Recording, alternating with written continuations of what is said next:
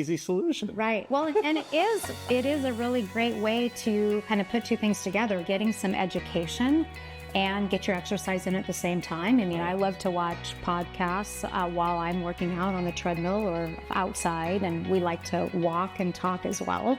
Hello and welcome to Intentional Leadership. We're excited to share with you today the top things that you need to do to get in the best shape of your life. We just spent the last 90 days doing a challenge with a bunch of colleagues. It was a lot of fun some of the time and a lot of fun most of the time. Well, I don't even know. It was really hard. It was hard. But we stuck with it. We did. And we learned a lot. And we want to share with you some of those things that we learned. And I think you know the reasons why you want to have great health, but let's start there. And then we'll talk about some of the to-dos and things that we learned in order to really be your very best. Right. Well, the first reason why is that even at my young age, I still want to be able to crush my kids and grandkids at any sport or activity that they challenge me at, period, anytime. Yes, absolutely. And I can. Well, and you want to be able to run up and down a basketball court. You want to be able to throw a ball with your kids. You want to be able to tackle them in the yard. And my goodness, my daughter, we were trying to do, she's a gymnast, and we were trying to do cartwheels together the other day. And I used to be a cheerleader. I thought, oh, I can do this. She made it look so easy. And oh my goodness. Yeah, I have to practice on being able to do the cartwheels and flips that I used to be able to do, because those things just don't happen as easy as they used to. We may think we're 20 in our heads, but right. Our bodies weren't cooperating. My soccer skills aren't quite as good as the shirt I'm wearing right now. So, well, and I think a big why is, like you say, you want to be able to do those things with your kids. But you want to be able to be 90 years old and being able to still do the things that you love, whether that's skiing or golfing or hiking, and doing those things with your kids and being able to do it. Because it's, we were hiking the other day, and, we both have parents now that are in a place where they can't do the big hikes with us anymore. And we would like to be able to see that we're 90 years old and we can still do those things. And it is possible if you begin to make those steps now when you're younger. Right. It was kind of a discerning conversation that I had with a friend and colleague, where he said, you're in the go-go stage and I'm in the slow-go stage, and pretty soon I'm going to be the no-go stage. And I said, what? What's the go-go, slow-go, no-go? And he goes, that's how much you can move your body. And he's just, he's a decade older than I am, and he's now thinking already he's in the slow-go stage. And I said, no, you can still go play basketball with the grandkids. They're, 8 years old. Just go do it. Right. And it has, get out of the slow go and go to the go-go, make it a mindset. Mm-hmm. Yeah, definitely. I think that's a big why, is just wanting to be able to do those things, because let's face it, we want to be healthy. We want to be vibrant for many, many years to come. And so in order to do that, you've got to make that plan now. And my plan, and I've stated it over and over, I'm going to live to 165 and run my last marathon at age 140. Okay. It's on YouTube, so it's forever. Well, there you go. Awesome. Well, let's talk about things that we learned in this 90-day health challenge, that we really learned about ourselves, and some things that you can do to really get in your best shape, not just now, for the rest of your life. Right. And I think we've touched on it, but we learned about food, and we thought we did a good job. Right. No, it's incredible. And we really learned that it's important to focus on yourself as an individual, and what your body wants for food. There was such, in this makeup of group that we had, we really found that for some people, they can do really well with having red meat, a steak, and feel great. I'm actually one of those. My body loves protein, lean red meat. It's not a problem for it. I digest it fine, and I actually love it. And then there's others that are vegan in the group, and if they actually have meat, it doesn't make them feel well. And I think it doesn't matter what those things are, as long as they're healthy and lean. You have to have an understanding of what's right for you, because we had a speaker not that long ago who just said, all you should eat is steak. I mean, there's all this controversy about yeah, eat steak or don't eat steak, or eat vegetables or don't eat vegetables. They're toxic. Yeah, diet. I mean, it doesn't matter which diet you choose. Choose the one that your body likes the most and what works for you Right. within reason. Right. And so I think that was the big thing. But it basically, food consumption and the amount of calories that I needed or you needed was the biggest probably Right. aha for us. Right, definitely. And I think another piece of it that we weren't doing and we added in, and this would be for everyone, is getting the proper amount of protein.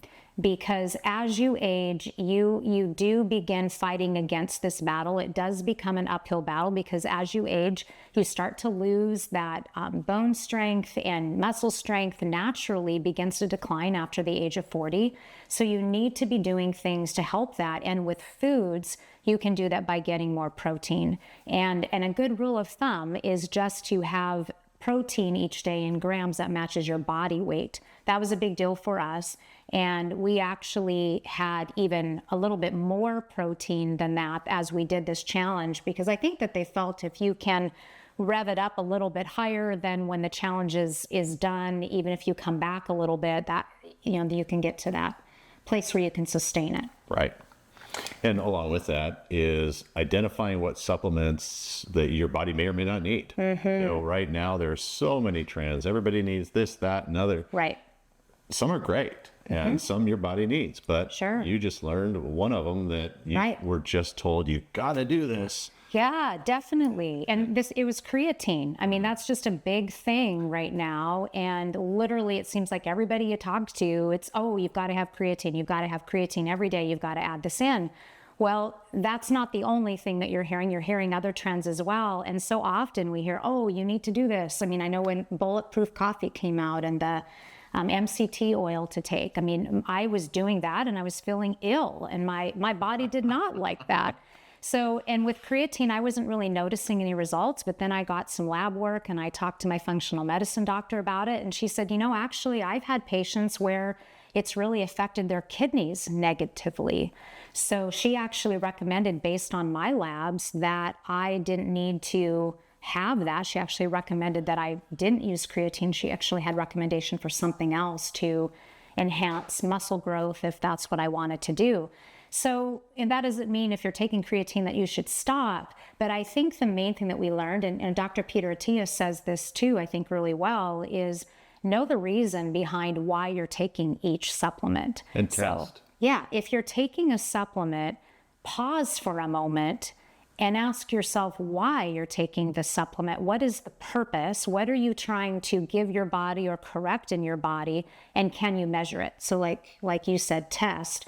So find out, don't be taking vitamin D of this huge level if you've never been tested for vitamin D to see what it is actually you need. Right. Yeah. Now on the West Coast, where we live, most people, because we don't get enough sunlight here compared to other areas, that they recommend that most people will need vitamin D. But again, you should test and see where you're at on it before you start taking it, so that you can measure it.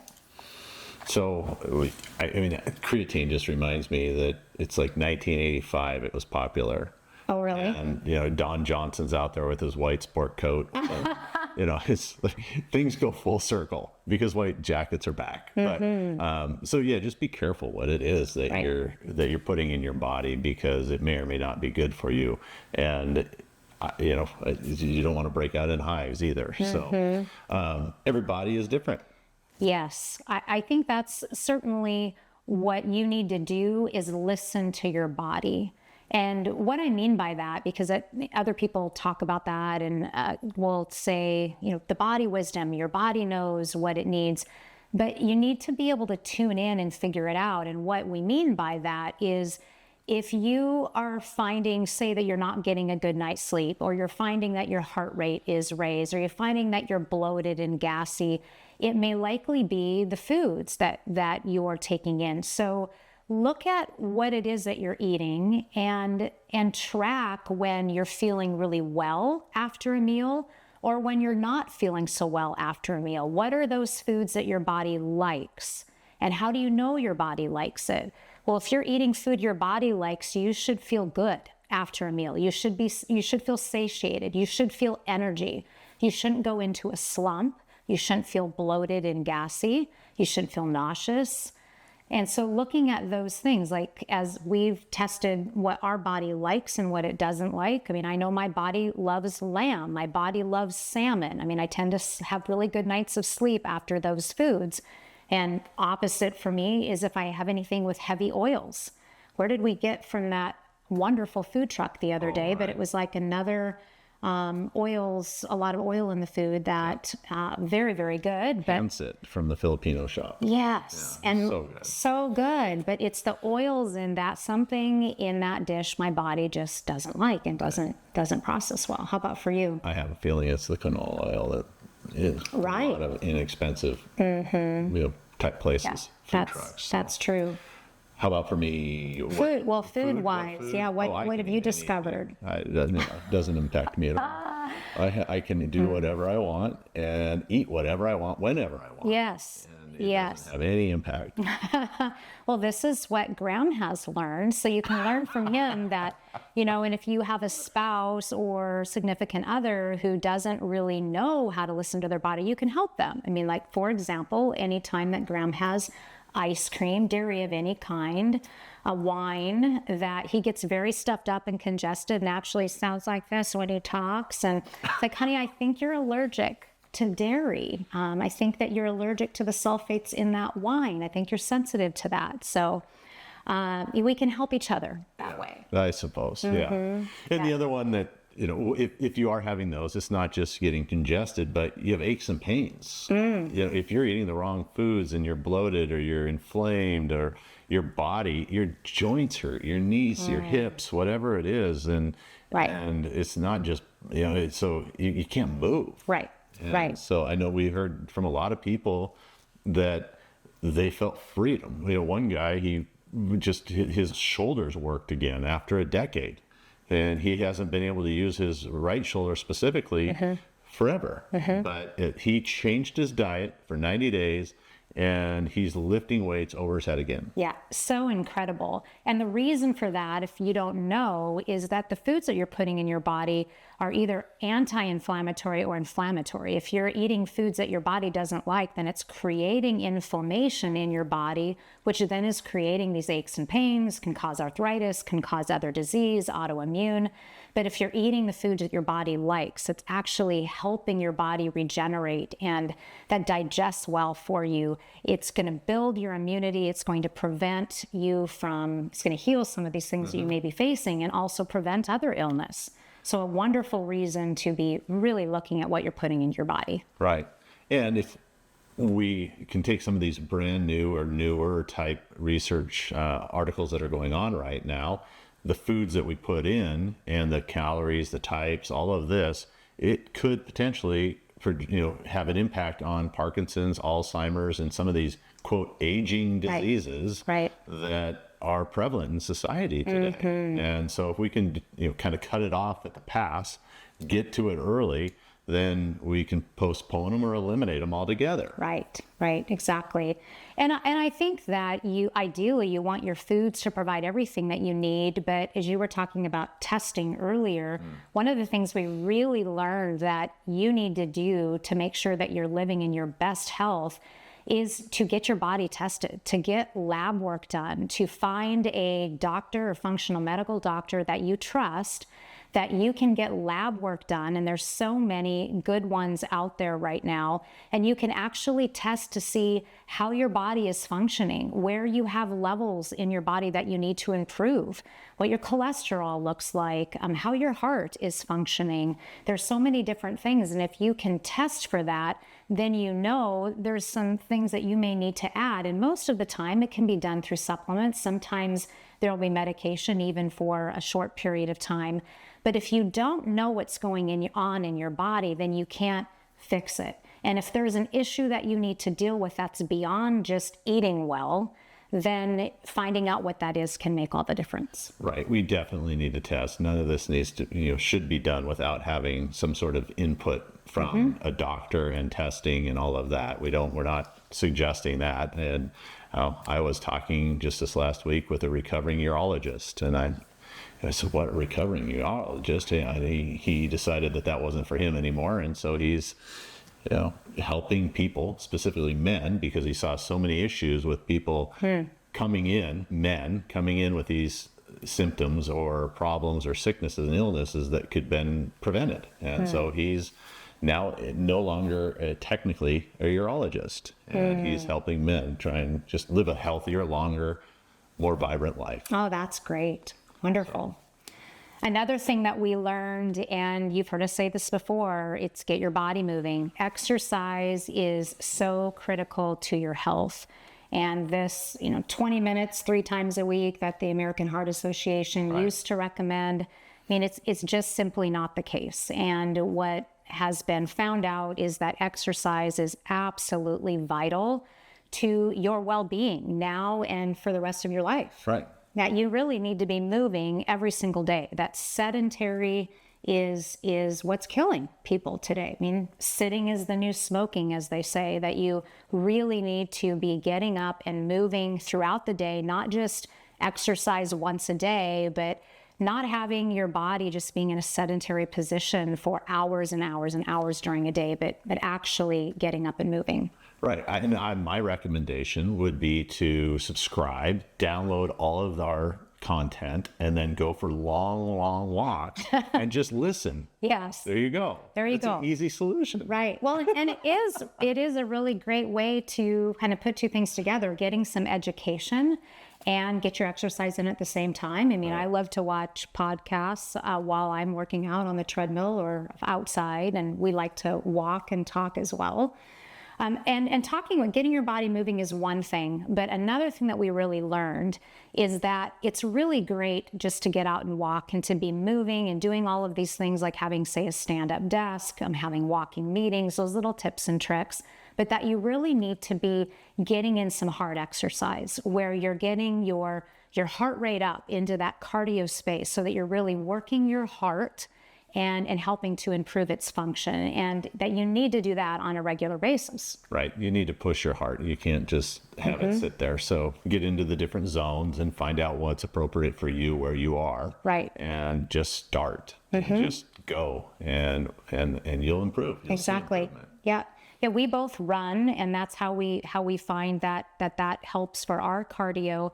But there's lots of different things that you can do to get your cardio up. If you like dance, our son actually owns CrossFit gyms, and there's a lot of people that love that. That interval training is a great way to get your heart up and get that cardio moving. And we have colleagues and friends who've really seen dramatic changes in their health by doing CrossFit on a regular basis. Right. Yeah, one of them, they do salsa. Oh, that's right. Yeah. Who would have thought? What a fun thing to do. Yeah. So that's good. And then another thing that we learned was you need to lift. You need to lift heavy things. You need to be incorporating the weights, especially if you are over 40 years old. You're again against that timeline where you've got to be really focusing on your strength and building your muscle more than ever before, because it's going to decline if you don't work it out and get it strong. Right. It's harder to catch up. So you get ahead of it, get in front of it, start lifting, and a 3 days a week. Right. Doesn't take that long. You can start. You can actually lift more than you think. Some people start a little lighter and probably needed a little assistance. Are you talking about me? Yeah. Oh yeah. Yeah. Oh, this is a 3-pound dumbbell I'm lifting. No, your lunch weighs more than that. Yes. So yeah, it was good. So I think that was a really big learning, because I think from the time that I was a young person lifting weights, and we always heard, we don't want to get bulky. And they would talk about these really light weights, 3, 5, 8, and you just do a number of reps, and that's going to do you well. But one of the really good points that was made is, don't you want to, when you're 90 years old, don't you want to be able to still carry your own luggage, which may be up to 50 pounds? Don't you want to be able to take a 30-pound bag of groceries up a flight of stairs? Don't you want to be able to take your 20-pound grandchild on your hip for an hour and not have that bother you? Don't you want to be able to pick them up and hold them in your arms and get on the floor and get up off the floor? Well, you can't do that, my friend, if you're not lifting heavy things and really helping build those muscles. And so that was really a big learning for me. And you weren't lifting as heavy as you could either. No. So that was really great. And for me, and a recommendation that I would make is, for me, it really took working with a personal fitness coach, a strength coach. We actually had bodybuilding coaches, which I'm not going to go that far and train, but it was really great because they knew how to get you set up so that you could begin lifting if you'd never lifted before on a big scale, that they started you off slow and then just continue to work with you so that you can build it up. And really the key is when you're doing these weight repetitions is you want to be able to get to, say, that 8th, 9th, 10th rep, and you want to have it be too difficult to do the next one. So let's say you're doing 10 reps, you're doing 3 sets of 10 reps.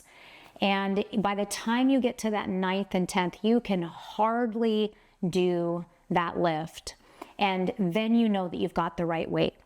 You also don't want to be lifting where you're compromising the form, because the minute you compromise the form and you stop working out the muscle that you're trying to improve, then the benefit really goes out to the window. You can talk. Why don't you talk a little bit more about that? Anything else that you'd say? I think that the form is critical. I think that if you're doing curls or just anything, a micro change, if you just think, there's plenty of YouTube videos out there to show you the proper form. But one thing is this, just making sure, say on a dumbbell curl, that you're up, your body is this lever, and I was doing it 95% correct, and I just tweaked it 5%, and it was infinitely harder. I mean, it didn't move it, but it also, I could feel it move throughout my entire body. Oh, wow. And so just a fine change really made a big difference. So it's kind of like yoga poses or any other way of building strength. Just do what you can, but aim for form over weight, or so make sure you're doing it correctly. Awesome. Well, and that's a great segue. Talking about yoga is something else that we learned is the importance of flexibility. And it's really helpful if you just think ahead to, what do you want to be able to do when you're 90 years old that you can do now, or maybe even something you can't do now. Dunk a basketball. Well, there you go. And so doing yoga and getting more flexible really helps you to be able to bend and stretch. And those are the things that you want to be able to do. You want to be able to have movement. One of the things that we talked about we'll demonstrate in another video, is someone challenged us to say, can you get up off the ground without using your hands? And, oh, sure, we can do that. I got down in the crisscross applesauce position, and I could not get up without using my hands. And I thought, well, maybe other people can too. And you get, our 8-year-old grandson can just hop up and run off the other way. And then I asked my 30-year-old daughter, can you get up off the ground without using your hands? And she got right down, got right back up. And so that became a goal in these last 90 days, is that I thought, I can do that. And it was totally the flexibility in my hips as well as the strength in my core. So working on that strength of my core, doing yoga and working on the flexibility in my hips. And guess what? I was able to get up off the floor without using my hands. Perfect. Yeah. Really exciting. I still can't. Well, I should probably practice though. You've got to practice more. You're not quite there. No, I'm close. But you can get there. So Yeah, I I'll have get that challenge for you to try that. Can you get up off of the floor without using your hands? Right. Yeah. So that was 90 days, and it was hard to do for the first 30 days was actually pretty easy. That middle 30 was brutal. Definitely. And then it was kind of like a slide into the end where it was just part of the daily routine. So. No, it was good. And we really learned some things we were doing already, but really learned how we can incorporate all of these things in our health to really take us to that next level and to make it sustainable for our future. Because I think that's the main thing as you think about wanting to get in your best health, you guys, is that you want to create something that becomes a lifestyle. I mean, that is so critical. And so as we've talked about these things today, really focus on what it is that you're eating and putting in your mouth. Are you eating foods that are making you feel good and strong and vibrant? Or are you eating foods that you're not feeling that way? Are you getting appropriate sleep? Is the food you're eating, the things that you're doing, helping you sleep well at night? I think that with everything we learned, my biggest was, what do I want to do at age 100? And what do I need to do today so that I can guarantee that I can do that? I love that. That was my biggest takeaway. It didn't matter whether it was food, exercise, it didn't matter. That was, what is it that I want to do at age 100 that I want to be able to, what do I have to do today to get there? I love that. So I think that's a great way to end this is, let us ask you the question, where do you want to be when you're 100 years old? What do you want to be able to do then that you need to start making a plan now so that you can be your healthiest, most vibrant self for the rest of your life?